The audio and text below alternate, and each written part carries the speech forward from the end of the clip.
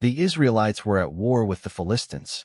A giant named Goliath, over 9 feet tall and heavily armored, came out every day to challenge Israel's army. He mocked them and dared anyone to fight him one-on-one. He said, "Choose a man and have him come down to me. If he is able to fight and kill me, we will become your subjects. But if I overcome him and kill him, you will become our subjects and serve us." But no Israelite was brave enough to face him, and the whole army was afraid. David was a young shepherd boy sent by his father to bring food to his brothers on the battlefield. When David heard Goliath's insults against God and Israel, he was offended.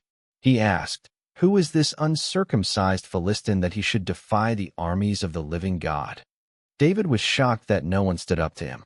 David trusted God completely and volunteered to fight the giant.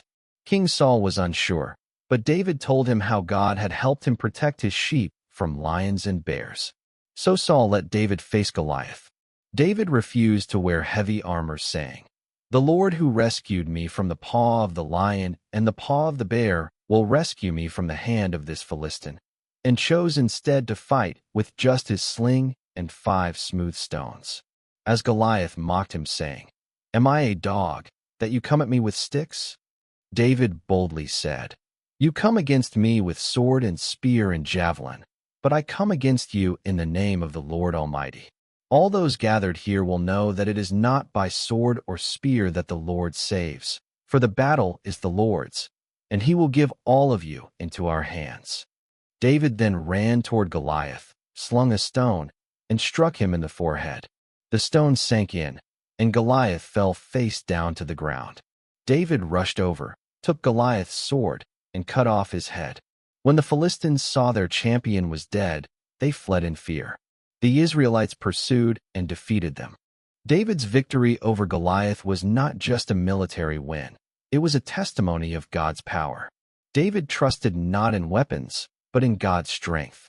This moment marked the beginning of David's rise to prominence in Israel. From this story, we learn that God uses the unlikely. David was a young shepherd, yet God used him to defeat a mighty warrior. The second lesson we learn is that faith is greater than fear.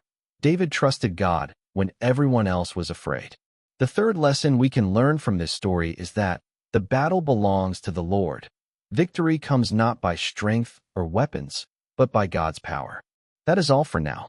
Have a blessed time, and see you again for another Bible story. Bye-bye.